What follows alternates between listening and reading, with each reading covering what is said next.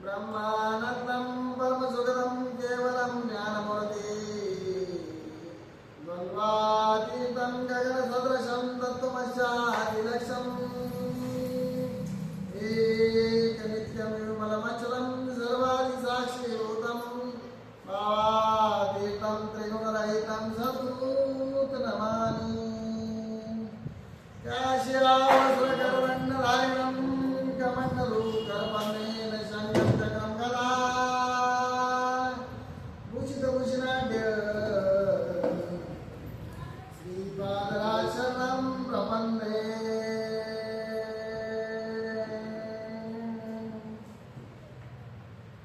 आदौ ब्रह्मा मदे विष्णुरन्तिदेव सदाशिव स्वरूपाय दत्तात्रेय नमस्ते। ओम श्री गणेशाय नमः। श्री गुरुवे नमः। जटाधर पांडुरंग सुरास्तकृपानिधिं सर्वलोकहरदेवं दत्तात्रेयं भजे। अस्य श्री दत्तात्रेय स्तोत्र मंत्रस्य भगवान नारद ऋषि अनुपचंद श्री दत्त परमात्मा देवता दत्त जगत उत्पत्ति गर्दचा स्थिति सार हेतवे भवपाशाय मुक्ताय दत्तात्रेय नमस्तुते। जयाय जन्मविनाशाय जयशुद्धीकराय च दिगम्बराधारमूर्ते दत्तात्रेय नमस्तुते। कर्पूरकान्तदेहाय ब्रह्ममूर्तिधराय च वेदशास्त्रवैज्ञाय दत्तात्रेय नमस्तुते। आदौ ब्रह्मा मदे विष्णुरन्तिदेव सदाशिव मूर्तिद्वय स्वरूपाय दत्तात्रेय नमस्ते। दिगम्बराय दिव्याय दिव्यरूपधराय च सदोदितपरब्रह्म दत्तात्रेय नमस्ते। आदौ ब्रह्मा मदे विष्णुरन्तिदेव सदाशिव मूर्तिद्वय स्वरूपाय दत्तात्रेय नमस्ते। दिगम्बराय दिव्याय दिव्यरूपधराय च सदोदितपरब्रह्म दत्तात्रेय नमस्ते। जम्बोदिते महाक्षत्रे माता पुरनिवासिने जयमानसन्ददेवा दत्तात्रेय नमस्ते। अवधूतचिन्तनं श्रीगुरुदेव दत्तं चैतन्यवचित्रनाथ महाराज की जय। चैतन्यवट सिद्धनागेशनाथ महाराज की जय। चैतन्य गुरु गोरक्षनाथ महाराज की जय।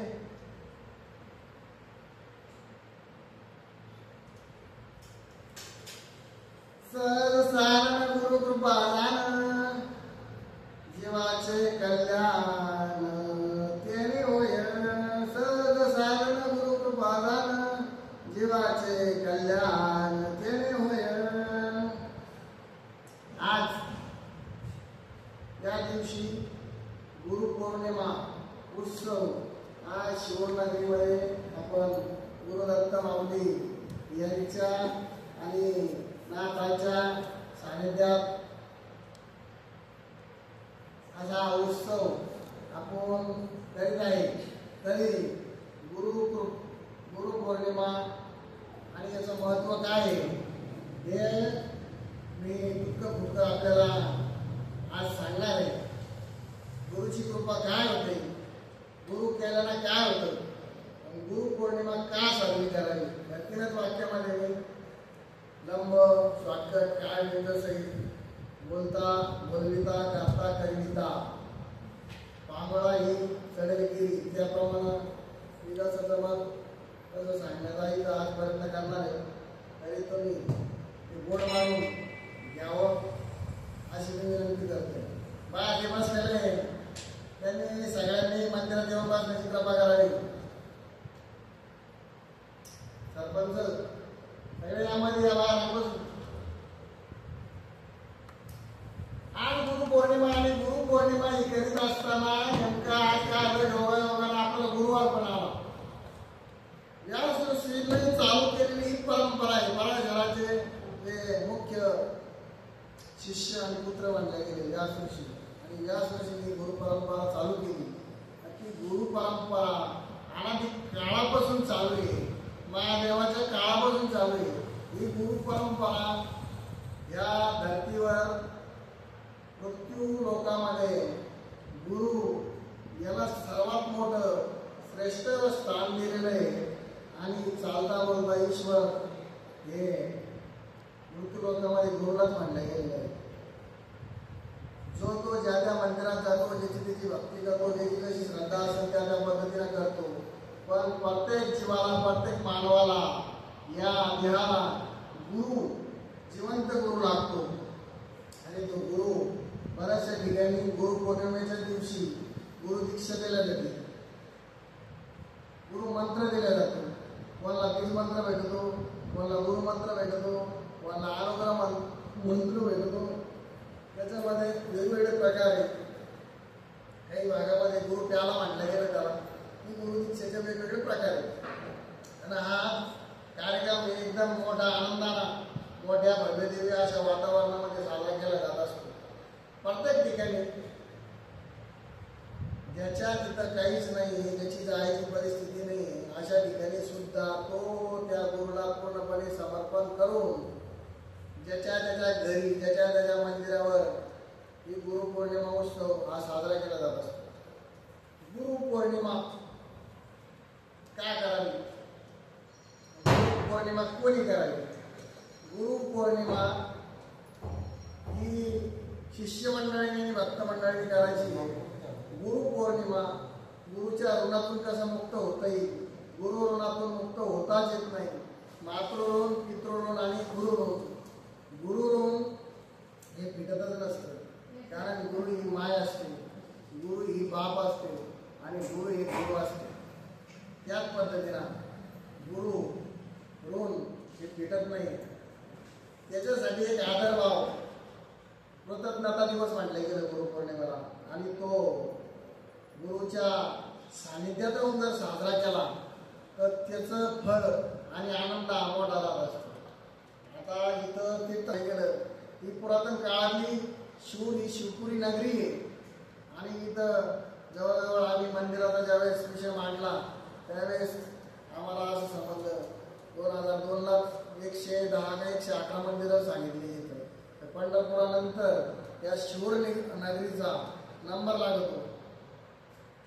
तुकाराम महाराजांची शिष्या बाईनाबाई यांनी इथं येऊन खूप मोठं कार्य केलं. म्हणजे याबद्दल जे जे लोक संत महात्मे ज्या ज्या ठिकाणी जात असतात, ती साधारण भूमी जरी असली तरी तिला तीर्थाचा महिमा प्राप्त होतो. शिवाई माता, त्यानंतर बाईनाबाई आणि नंतर शंकर स्वामी.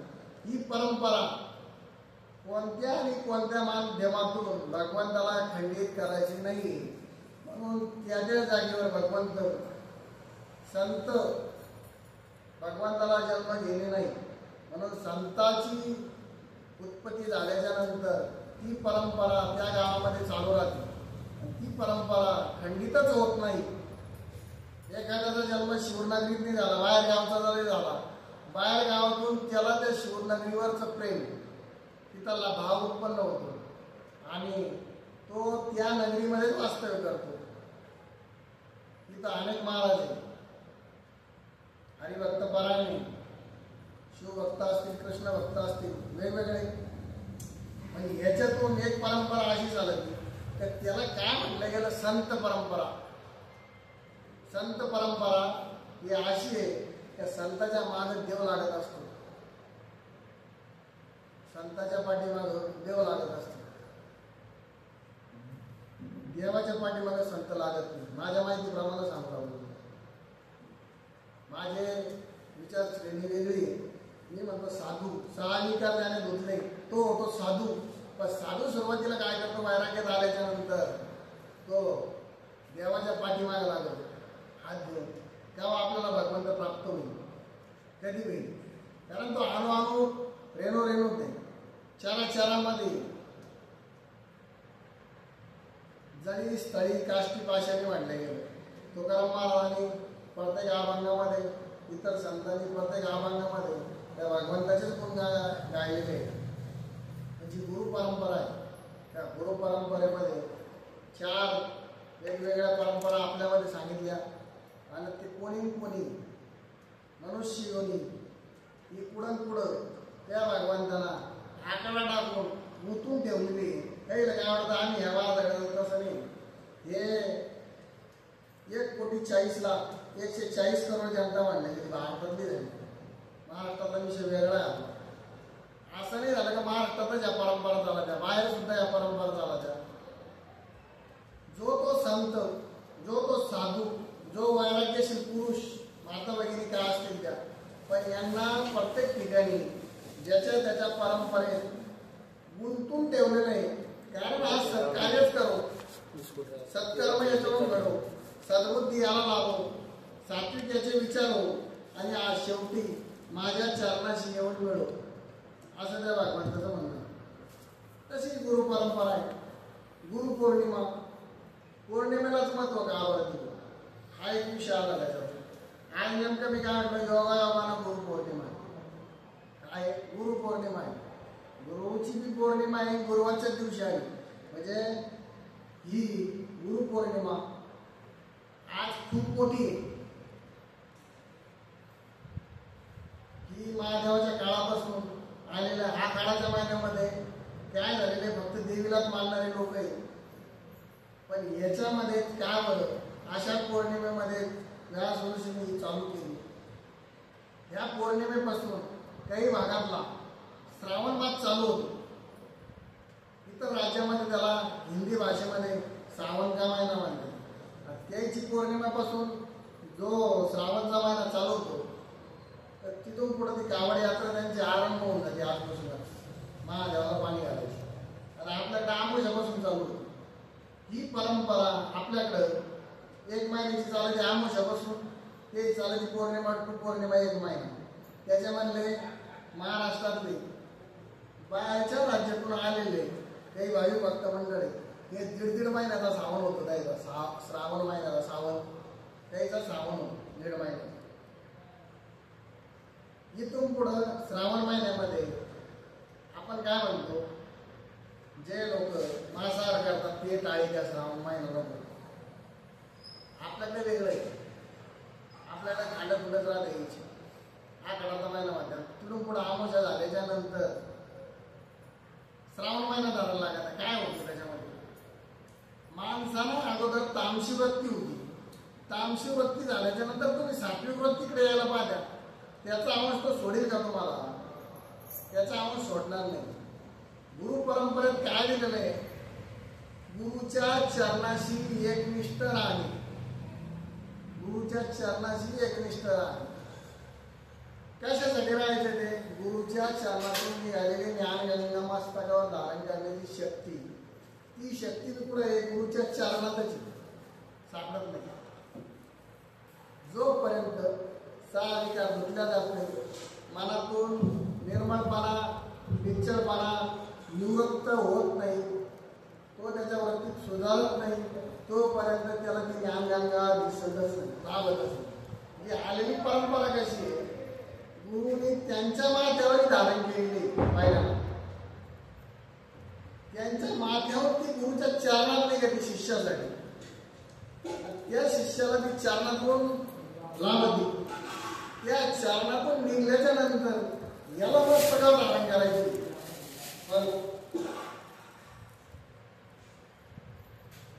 ज्ञान भेटत, ज्ञान म्हणजे तो भगवंत, ती गंगा भेटते, प्रवाहात तिचा जोरात नाही. गुरु आपल्या शिष्याला द्यायला आतुरतेने वाट पाहतो, पण शिष्य तसा झाला पाहिजे, भगवंताचा भक्त तसा झाला पाहिजे. ती ज्ञानगंगा इतकी पवित्र आहे, इतकी जोरात आहे. त्याच्यामध्ये गुरुमाऊलीला विवेचना असं केलेलं आहे, जशी एखादी नदी वाहत जाते आणि ती तिच्या सोबत ओढे, नाले, नदी, तिचं पाणी कसं असो, पावसाळा पडलेला असो, कसा असो, पण ती त्याच्या सोबत घेऊन जाते. आता आपल्या भागातून गंगा जर पुढे गेली, ती 1150 ते 1200 किलोमीटर पश्चिम गोदावरी म्हटलं गेलं. तेलंगणा राज्यात शेवटी काकीनाडाजवळ ती पोहोचली. तर तिला गंगा म्हटलं गेलं ना. आपण विचार करतो का हे पाणी नदीचं आलेलं आहे का पावसाचं आलेलं आहे. आपण तिला गंगा म्हणून पवित्र नाव, पवित्र ते जल, पवित्र ते स्थान. आपण आंघोळ घालायला कुठं तीर्थक्षेत्रीत जाऊ ना, त्र्यंबकला जाऊ, नाशिकला जाऊ, कायगाव टोका जाऊ, आपल्या भागात पैठणला जाऊ, इथपर्यंतच आपण जातो आणि त्या गंगेचं पवित्र जल प्राशन करतो. पण ज्याच्या मनामध्ये मळ निर्माण झाला का त्याला ते पाणी गढूळ वाटायला लागतं. त्याच पद्धतीनं गुरुचरणातून निघालेली ज्ञानगंगा म्हणजे जोपर्यंत त्यांचा भक्त, सेवक आणि शिष्य हे मनातून जसे जसे निर्माण होतात तसा तसा गुरुचा आशीर्वाद भेटत राहत असतो.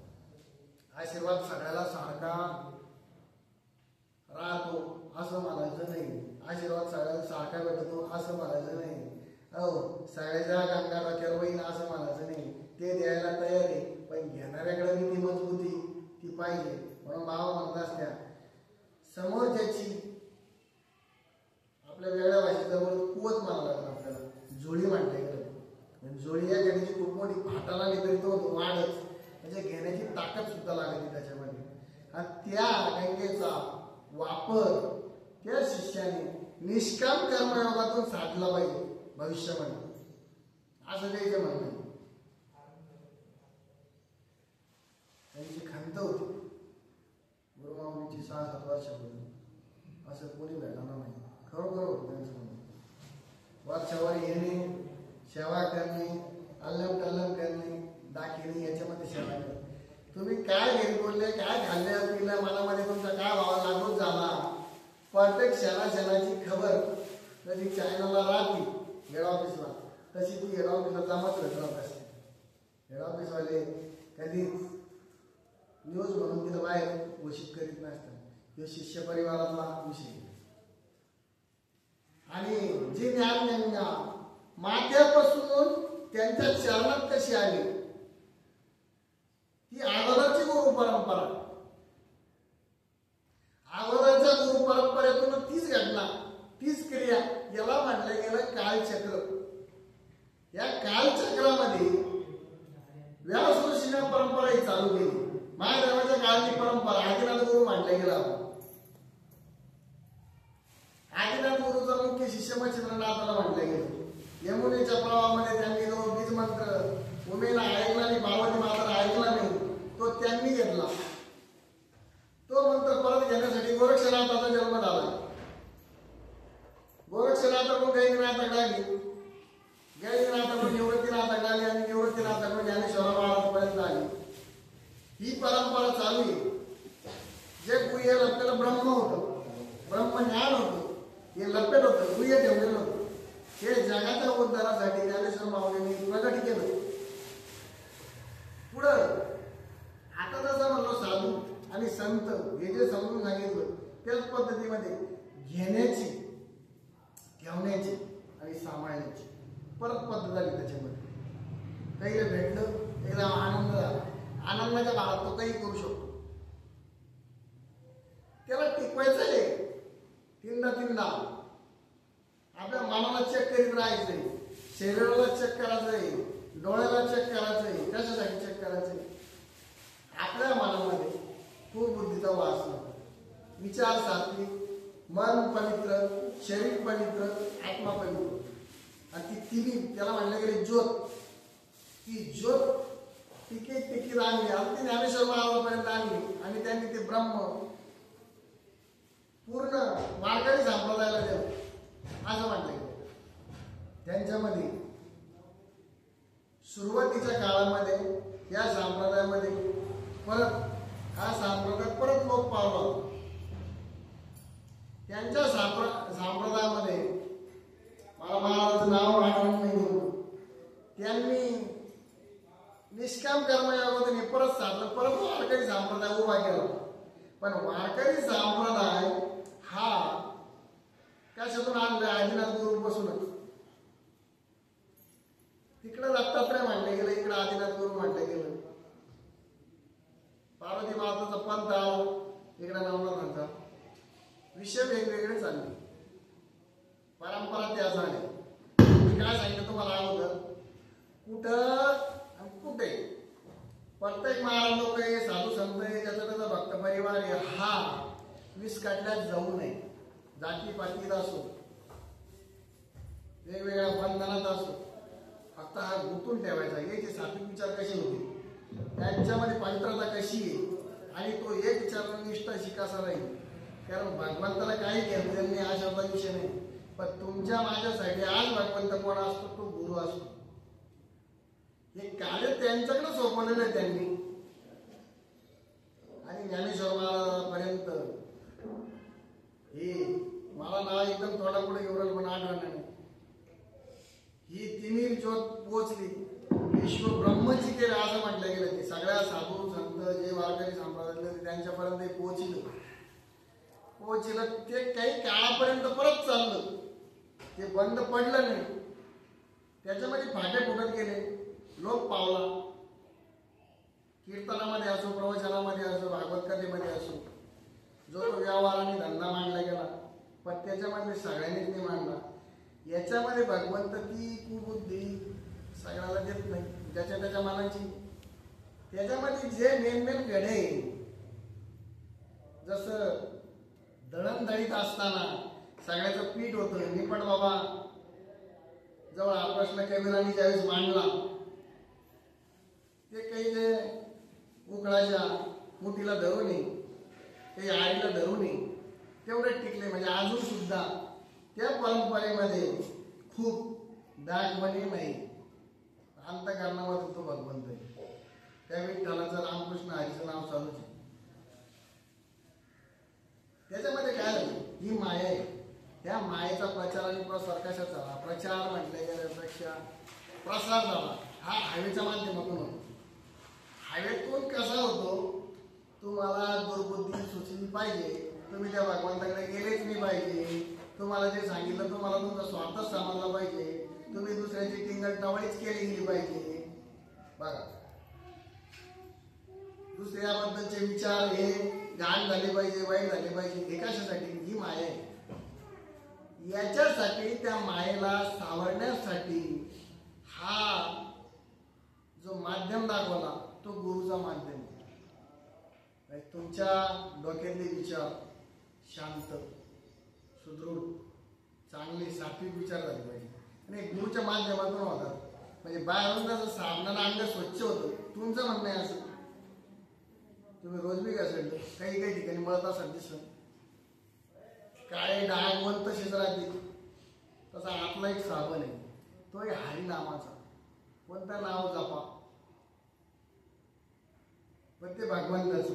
म्हणून आमची गुरुमाऊली काय सांगायची, अनंत कोटी ब्रह्मांडाचा नायक, त्याचे अनंत कोटी नाव, ज्याला जे आवडलं त्याला ते म्हणा, पण म्हणा कामाचं काम म्हण काही तरी राम. त्यांनी बंधननी सांगितलं ना, तुम्हाला जे आवडेल ते म्हणा, भजा.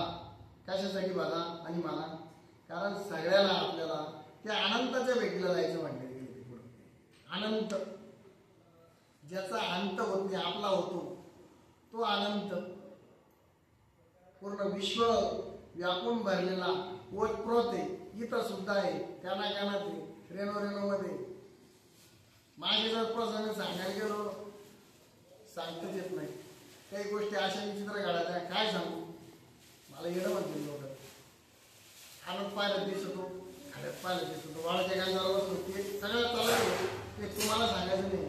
हे माझ्या गुरुमाऊलीवरून आलेलं मला एक अध्यात्मातली भेट आहे. आणि तो भगवंत खरा आहे की खोटा आहे, हा जर शोध घेण्याचा निश्चय जर त्याचा पक्का झाला. बरेच लोक येतात, बाबा आता लोक आम्हाला काय झालं, अपयश आलं, पण मला लय आनंद होतो ज्याला अपयश आलं त्यासाठी. ज्या ज्या लोकांना नोकरी असो, धंदा असो, शेती असो, कामात कष्ट असो, कोणता व्यवहार करो, त्याला अपयश येतो. अपयश हे त्या माणसाला भगवंताच्या चरणापर्यंत आणायचंय. त्या भगवंताला जसं दगडाला, मूर्तीला जशी छेडी मारून मारून मारून मारून घालायचंय, चिखलाच्या गोळ्याला घालायचंय, मातीच्या गोळ्याला घालायचंय, आणि दगडाला सुद्धा घालायचं. हे त्याची आपली हे आपल्याला समजत नाही, घरातल्या लोकांना समजत नाही, काही काही नैराश्यामध्ये जातं याच्यामध्ये. ते समजायला मला 12 वर्ष लागली. कसे प्रत्येक गोष्टीत अपयश ना मला नंतर समजलं. आपल्या आपण कार्य वेगळं होतो, हे विनाकारण आपण आमदत बसलो. प्रत्येक क्षेत्रामध्ये त्यांनी मला पाठवलं, पण थोडे दिवसच ते अनुभव होते. हे तुझ्याकडे आल्याच्या नंतर हे अनुभव कामी याचे उत्तर आता भेटून राहिले मला 4-4, 5-5 वर्ष. काही उत्तर भेटायला 5-5 वर्ष लागले, 2.5 वर्ष लागले. कारण ही गुरुची झालेली कृपा कशी आहे, ही वरून पाहण्याची वस्तू नाही, आतून जागण्याची वस्तू नाही. गुरुने किती कृपा केली हे सुद्धा तुम्ही जाणून नाही शकणार. तिला व्यामचं नाही, त्याने किती कृपा केली, गुरुने कृपा किती केली, त्याच्यामध्ये त्या भगवंताचा सहभाग किती आणि गुरुची कृपा किती, हे वजाबाकीचं बेरीज. आज कृपा फुल आहे, उद्या कमी दिसत. तुम्ही माझ्याने काय होणार नेमके आज इन्कम पडवाली की नाही, ज्याच्या मनामध्ये विचारता जे चाललंय ना, त्याच्यामुळं जसे राजाचे ठोके खालीवर राखी लागते, हीच कला आहे. ज्याच्यात सरळ चालले ना तिला माणूस जातो, याच्यात सरळ नाही चालत. याच्यात सरळ जर माणसाचं मन जर चाललं, बुद्धीने त्याला साथ दिली पाहिजे, शरीराला त्याला साथ दिली पाहिजे. म्हणजे त्याचे जीवन प्रत्येक वेळेस, प्रत्येक घडीला, प्रत्येक टायमाला बदलत राहत असतं. कशामुळे बदलत आहे, तुम्ही भले या ठिकाणी सुटू दे, त्याच्या मनामध्ये काय होतं लगेच किती दिवस बेटाळे बदलले त्याचे जीवन. आपल्याला एखाद्या ठिकाणी आता गुरुपौर्णिमेचा कार्यक्रम आपल्याला भांडराला जेवायला जायचं आहे, नाही मस्त स्वयंपाक होतो आणि आपल्याला भगवंताचा प्रसाद म्हणून खायचा आहे, लगेच त्याची जीवन बदलत. म्हणजे सात्विक कृपा येत आहे. असे 3-3 वेळेस माणसाच्या शरीराची जडणघडण चालू राहते. आता तुम्हाला माया अगोदर अशी सांगितली तुम्ही खूप बुद्धी, पण त्याच्यामध्ये तुम्हाला हे सांगितलं नाही, तुम्हाला संसारात त्याला अडकून ठेवलेलं आहे. तुम्हाला संसार सोडा म्हणला का तो नाही, पण संसारात राहायचंय, कार्य भगवंताचं करायचंय. म्हणून तुम्हाला मनाला अगोदर सावरायचंय आणि निर्मळ करायचंय. 10 वर्षापूर्वीचा जो अनुभव होता मला, तो असा होता, मी म्हणलं आज मला सांगायचंच नाही. सांगितलं माझ्या पोटामध्ये ते बायवानी बुकडी मारतं, मी सांगितले राहतच असा विषय होता. माझ्या मंडळाची असं माझ्यामध्ये घटाची तो वडील बाबतीत आणला, आईकडून आणला, भगवानकडून मिळाली. माया आहे ना ती माया सोडित नसती. आज काय म्हणलं, बाबाचा प्रश्न होता, बाबा तुम्हाला काय लागेल, खूप नाही लागेल, काही इच्छा अपेक्षा काहीच, बस आज तोच अनुभव आला, एकदम सकाळीच आला, आता काहीच नाही लागत. या भगवंताच्या सेवेमध्ये आपल्याला किती वेळ देता येतो असे बरेच जण विचार करतात. तुम्हाला वेळ नाही द्यायचा, त्याला फक्त मन द्यायचंय. आणि त्याला मन दिल्याच्या नंतर स्वयंसिद्धता कशी प्राप्त होईल याच्यावर महिला मंडळ असो, पुरुष मंडळ असं यांनी लक्ष द्यायचंय. स्वयंसिद्धता काय म्हणते, तुम्हाला जे भगवंतानं दिलेलं नामबीज आहे, ज्या गुरुनं दिलेलं नामबीज आहे, मंत्र आहे, किंवा तुमच्या मनाला आवडतो तो मंत्र आहे, कारण तो रात्रंदिवस घोकाचा आहे. घोकणे म्हणजे काय, म्हणत राहणे, मनन करणे. जसं गोरक्षनाथानं संजीवनी मंत्र घोकीत राहिला, त्या मातीतून कर्दम पुतळा निर्माण झाला. म्हणून सांगत तो मातीचे फूल आणि दगड. घोकणे म्हणजे रात्रंदिवस म्हणणे, तसं नाही म्हणत. ते मन इतके विचित्र आहे, ते काय करतं, ते घोकाचा जशी जशी पुण्य कमी पडते, पाप कर्म वाढत, त्याला ती बुद्धी चेपते, ते दुसरंच वाकायला लागत. टावाळ्या, निंदा, तिरस्कार, काहीच नाही जमलं, युट्यूब पाहणे, मोबाईल काढणे, टी पाहणे, ते नको म्हणतो. ते कशासाठी नको म्हणतो, 140 करोड जनता म्हणतो मी पाहिजे, ते तसं नाही म्हणले. मला भगवंताला भेटणारे खूप कमी नको.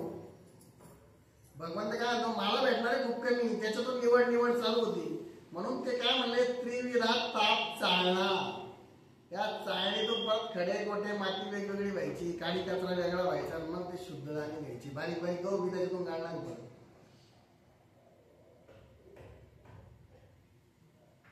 बऱ्याच जणांना वाटत भक्तीचा मार्ग सांगणारे वेगळे, सांगणारे लट्ट कपडे घालायचे, मस्त दाखायचं, त्याच्यामध्ये काही नाही राहिलं. मी काय म्हणणार, ज्ञानेश्वर महाराजांची परंपरा चालवली, या परंपरेत अजून सुद्धा निष्काम कर्मयोग करणारे खूप लोक आहे. निष्काम म्हणजे काय म्हणले गेले, ज्याला काही नाही तो भगवंतासाठी त्यांना त्याचा देह झोकून द्यावा. कारण जे दिलेलं वचन आहे ते पूर्तीकडे नेण्यासाठी गुरु हे माध्यम आहे. एखाद्याला भगवंत भेटला पण गुरुची कृपा जर झाली तर तो हा गुरु भेटला, छाया सावली एवढं दिसेल, स्पष्ट दिसलं, बोलला नाही, बोलला तो भगवंत कोणता बोलला आपल्याशी, तो गुरु. गुरु हाच कलियुगातला देव आहे. पण प्रत्येकासाठी अनुभव वेगवेगळा आहे. जसे माणूस ज्याची जशी श्रद्धा त्याची तशी. काही वाटतं माझं जाणं नाही होत, माझं लक्ष नाही काय, इथं तसं नाही. जशी बीच चॅनलची फ्रिक्वेन्सी आहे तसं हे चॅनल येऊन सगळ्याकडे सॅटेलाइट सगळीकडे पाठीत राहतात. हे फ्रिक्वेन्सी जर चालल्या ते उठाचं नाही वाटत. सगळे पोरं म्हणजे आबा आपल्याला वाचत 2 मिनिटं वाचत म्हणजे आवडत नाही असं वाटत, उठाचं नाही. पण जायचं कुठे, मनामध्ये मन. माझ्या कॅपॅसिटी लोक 21, बाकीचे नाही मला माहिती. अशी एक मनाची थोडं याच्यात. तुम्ही वरून इकडं बसले का, आतून मन घरी वखर डवरं काय झालं, पेरणी गिरणी अजून घरी फवरणी मन. त्याच्या आतमधलं काय म्हणतं कळायची गावत का नाही विचारलं आहे मन आहे. मनाच्या स्टेप बाय स्टेप असे 11 म्हणलं मी 21 मनापर्यंत जाता आलं. पण ते मन इतकं गुय एका सेकंदात 21 मना हाताळायचे. कसे हाताळायचे तुम्ही बघ. मन हे विचित्र मांडले गेले, मन हे सात्विक मांडले गेलं. जो त्या भगवंताच्या गुरुनिष्ठेतून आलेला आहे, गुरुचरणातून निघालेली ज्ञानगंगा त्याला मस्तकात धारण करण्याची शक्ती जर अगोदर मानली, ती शक्ती जर त्याच्यात आली, मग गुरुची कृपा जर झाली तर तो काय, तो मला काहीच कमी नाही. जे मनाला आणलं ना तुला एकदम बसल्यावर ठेवली. काय कारण, वाचा सिद्धी. जुन्या माझी काळी जी काळी होती काही म्हणलं होतं बघ, असं म्हणलं ही वाचा सिद्धी. पण तिचा वापर सुद्धा भगवंताला या पृथ्वी तलावरले जे मानव आहे यांच्या कल्याण आणि उत्तरासाठी हे करून ठेवलेलं आहे. जगाच्या कल्याणात संतांच्या विभूती. कशासाठी सांगितलं, विभूती शिवाय त्याला पर्यायच नाही. काही खूप मोठे डॉक्टर लोक आहे त्याचे कोण येत नाही. तुमच्या बाबा विभूतीत फरक पडला हो, तो दुसऱ्याला पाठवतो, परत भेटतच नाही, तेवढा नाही आपल्याला. पाहिलं सांगतो दुसऱ्याला सांगतो, मला तर फुल पाडला तुला कसं काय, तो मला सांगितलं कोणी मी इकडे आलाय त्याच्या वरतीत काय आलं बरं झालं. काय होतं ते दक्षिणा माहिती आहे काय काय करायचं दक्षिणा. त्या माऊलीने काय सांगितलं, पूर्ण विश्व व्यापून ही माझी संपत्ती, पूर्ण विश्व आहे माझं, एवढा मी श्रीमंत आहे. सांगा तुमच्यात कोण श्रीमंत आहे. पूर्ण विश्व व्यापून माझं एवढा मी श्रीमंत आहे, तरी मी भिक्षेचा मान करी. म्हणून ते म्हणले बगल में 2 जोधे आहे, एक में भस्म है, एक में भिक्षा है. दर की ठोकरे खाते, हमने कभी मंदिर बांधा नहीं, हमने कभी मंदिर देखा नहीं. म्हणजे मग यांनी काय पाहिलं ते बोलले. आत्म्याला चिरंजीव म्हटलं गेलं. त्याला आगणी मारित नाही, पाणी मारित नाही, वारा मारित नाही. जसं 2 पॉइंट जसे आपल्या सामान्य मुलं माहिती, न्यूट्रॉन आणि प्रोटॉन. एक इलेक्ट्रॉन आहे याच्या पाठीमागे, तिसरी शक्ती, त्याला ऊर्जा म्हटलं गेलेलं आहे. ही ऊर्जा प्रत्येकामध्ये राहत असते. ज्याच्या त्याच्या तपिविना दैवत तिथल्या विना प्राप्त भुजविना इथं कोण जागे असं म्हटलं गेलं. ज्याचं तप जेवढं आहे ते फळाला आलं. एक नित्याचं बळ आहे. आणि गुरु ज्याचा मोठा आहे, ज्याचा गुरु नीट म्हटलं गेलं तोच पुढील वाढ आपल्याला दाखवी. ज्याचा गुरु मोठा आहे त्याच्यामध्ये गुरुबळ पण तेवढं लागतं, तेव्हा तो शिष्य मोठा होत राहत असतो. आणि गुरुचं नाव हे प्रचार आणि प्रसाराचं माध्यम शिष्य परिवार भक्त परिवार करायचो. फक्त गुरुकृपा कशी होती याबद्दल मी तुम्हाला पहिल्यांदा म्हणतो. गुरुकृपा ही सगळ्यावर होती. आशीर्वाद वेगवेगळा होतो अशातला भाग नाही. त्याच्या मनाच्या वृत्तीतून जोपर्यंत तो निवृत्त होतच नाही तोपर्यंत ते छडीने हातोडीने मारित राहत्या. अगदी कधी मारला आम्हाला ते मारलं नाही ते नाही ना त्या आणि आदर साईड आणि मागच्या डोकरानं खाल्ली. ते काय होतं तू त्याचा नाम सोडून दे. करता कधी का तोय डुकराच्या मनामध्ये काय आलं जायचं की मक्का खाला त्याच्यात तिथं भगवंत आहे. मग ही फ्रिक्वेन्सी त्या डुकराच्या मनावर सुद्धा परिणाम करते. ते काय म्हणतात हे आपल्या पाटलाची मक्का इकडे जायचं आम्हाला भक्त शिष्य आहे इकडून बाजूला पुसत ते पण तिकडे खाते लोक काय म्हणते तिची मुठ बांधली बरं का ते तोंड बांधले सांगा. फ्रिक्वेन्सीचा प्रकार सांगू लागलो मी तुम्हाला वेगवेगळा. मूठभर अन्नदान केल्यानं काय होते. पौर्णिमा आणि अमावस्याच का बरं निवडल्या. गुरुवार सोमवारच का बरं निवडला. हे भगवंताला घालून दिलेले पूर्ण वार आहे. आणि याच्यातून गुरुकृपा ही प्रत्येक भक्तावर होती प्रत्येक शिष्यावर होती. पण ज्याची जशी श्रद्धा आहे ज्याची तिमीर तशी जागी होईल त्याचा आत्मा आणि बुद्धी जशी साथ देईल कोणाला मानाला मन निश्चित राहील. मनाशिवाय त्या भगवंताला भेटता येत नाही. मनाशिवाय त्याला बिनविद्यापासून आवाज देता येत नाही. मनापासून कोणतं तरी कार्य केलं ते मनावरच विसरून राहतं. मनालाच मानायला पाहिजे तेव्हा तरी मला वाटतं हे निर्मळ होईल. मन हे एकदम चंचल एका क्षणात इकडं एका क्षणात दुसरीकडं. मन हे गुह्य साथ देतं चांगली साथ देतं चांगले कर्म घडून आणतं. याच्यातून गुरुकृपा ही कशी होती हाच विषय आपला चालला. आणि गुरुपौर्णिमेच्या दिवशी गुरुच्या ऋणात किती टक्के आपल्याला पोचत येतं. गुरु ऋण हे पिटतच नाही. आणि गुरु हे भगवंत रूपी आलेलं शिष्य आणि भक्त परिवाराला एक माध्यम आहे. प्रत्येक ठिकाणी गुरु हा प्रत्येक योनीमध्ये हा गुरु प्रत्येक योनीमध्ये प्रत्येक जन्मामध्ये वेगवेगळे मनुष्य योनीतला भाग आहे. आणि प्रत्येक योनीमध्ये हा गुरु लाभतच असतो. आणि ते काय म्हटलं हे ठरलेलं आहे हे पूर्वपाठ ठरलेलं आहे. ब्रह्माला हे घडूनच दिलेलं आहे.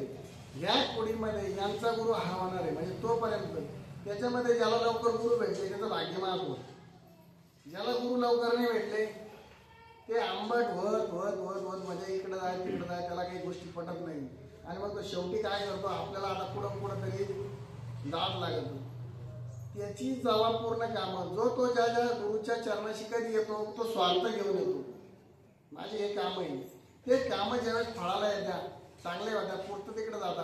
आणि त्यावेळेस तो काय माझं काम झालं तिथं त्याचा श्रद्धा भाव हा बसत राहिला असतो.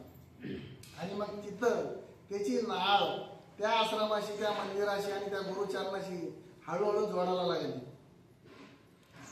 गुरु श्रीमद गुरु ब्रह्मगुरु जनगुरु मनगुरु ब्रह्म सनातन गुरु म्हणून ते काय म्हणले श्रीमद गुरु बदामी श्रीमद गुरु वदामी श्रीमद गुरु नमामी श्रीमद गुरु पुढचं आठवतं सगळं गुरुवर सांगितलेलं आहे. गुरुचरित्रात 52 जे श्लोक सांगितले पुरं गुरुवर सांगितलेलं आहे त्यांनी. आणि गुरु हा संत काळीचा राजा गुरु हा प्राण विसावा माझा. जे ज्ञानेश्वर महाराजांचं सांगत मी पुढे आलो. आणि ती परंपरा व्यास परंपरा महादेवानी काढलेली परंपरा ह्या आजपर्यंत कलियुगाच्या आपण 28 संवत्सर मानले गेले त्याला चरणापर्यंत आहे. आणि एक परंपरा मागे झालेली आहे अनादी काळापासून तेच परंपरा पुढे झाली. फक्त याच्यामध्ये मेळ काय घातलेला आहे मेळ त्यांनी तोडला नाही गुरु परंपरेचा. पूर्वीच्या काळामध्ये जसं पृथ्वी हे ब्रह्म तयार करण्यासाठी, विश्व तयार करण्यासाठी या सप्तऋषीच्या परंपरा घेतल्या गेलेल्या आहेत. ह्याच परंपरेतून त्या काळामध्ये सत्ययुग, त्रेतायुग, द्वापरयुग आणि कलियुग या परंपरा खंडित झालेल्या नाही. ज्याचे त्याच्या परंपरा त्रेतायुगात जे ज्याचे शिष्य होते, गुरु होते, तेच आहे. म्हणजे गुरु चरणातून निघालेली ज्ञानगंगा याचा उजाळा कसा मारायचा आहे का अनेक जन्मात आपण मनुष्य योनीमध्ये होतो. जसं एका युगामध्ये 99 वेळेस जन्म होतो, त्या सारख्याच प्रत्येक युगामधले गुरु आणि शिष्य आपणच होतो. त्यांनी आपल्याला जन्माला घातलेलं आहे, पण मागचं काय आहे भूत माहिती नाही, भविष्य माहिती नाही, वर्तमान स्थितीमध्ये. आणि ती तिन्ही आपल्याला कमीत कमी थोड्या जन्मापर्यंत तरी जागृत जर झाली तर आपल्याला थोडं समजायला लागतं, जास्त नाही समजायला लागतो. त्या काळात तुम्ही विद्वान पंडित असाल, त्या काळामध्ये तुम्ही ऋषीमुनी असतील, तुम्ही काही करू शकत नाही. कारण एक अनेक जन्माचं पुण्य आहे, अनेक जन्माचा संचय आहे आणि तो संचय घेत इथपर्यंत आलो आपण. पण तरी मी काही जन्मांना प्रारब्ध योग भोग हे भोगल्याशिवाय त्याला सुटका नाही. ते काय म्हणले, थोडे थोडे थोडे थोडे कमी कमी कमी कमी. आणि त्यांनी भोगावर आणि प्रायचित्तावर असं मी सांगितलं, ज्यावेळेस निष्काम कर्मयोगातून ज्याचा शिष्य बनतो आणि तो शिष्य सगळं समर्पण त्या गुरुचरणाशी एकनिष्ठ भावनेनं करतो, त्यावेळेस त्याचं काही शिल्लक राहिलं नाही तर सुषुप्ती अवस्थेत, स्वप्नावस्थेत ते कर्म तो भगवंत फेडायला लावतो. आणि कधी आदला बदल गुरु करून घेत असतात.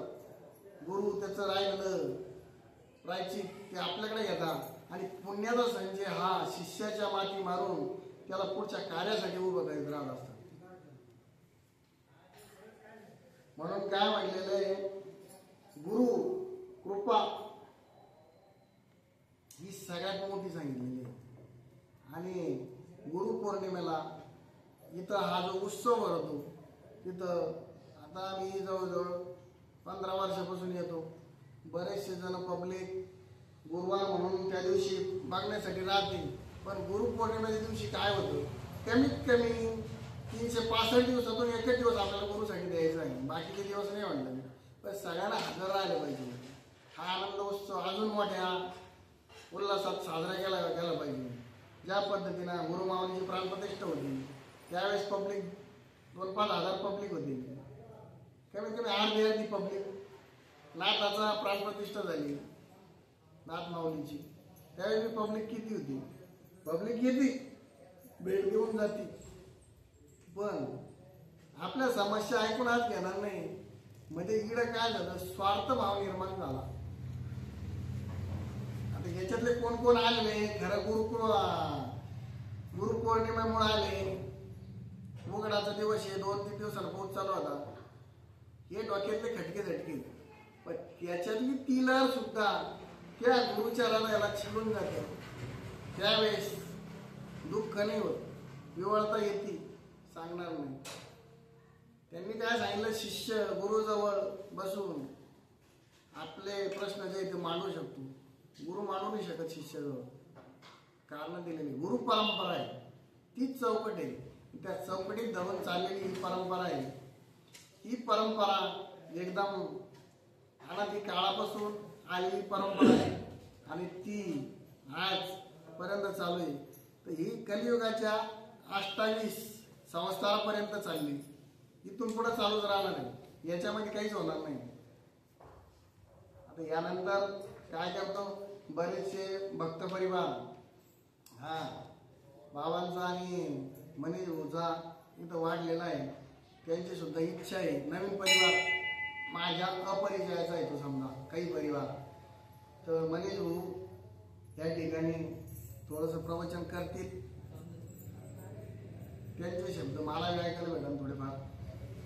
म्हणून मी भाऊला विनंती करतो, तुम्ही काय करा, थोडासा चार्ज घ्या. दिगंबरा दिगंबरा पादवल्लभ दिगंबरा, दिगंबरा पादवल्लभ दिगंबरा, दिगंबरा दिगंबरा पादवल्लभ दिगंबरा, दिगंबरा दिगंबरा पादवल्लभ दिगंबरा. आज या ठिकाणी जे मी माझ्या फक्त ऐकायला भेटलं आणि जे काही चुकीनं नजर चुकीनं माझ्या तोंडून शब्द निघले गेले असेल ते मी मागे ठेवून पूर्ण माझ्या गुरुचरणावर समर्पण करतो आणि गीत प्रवचन संपवतो.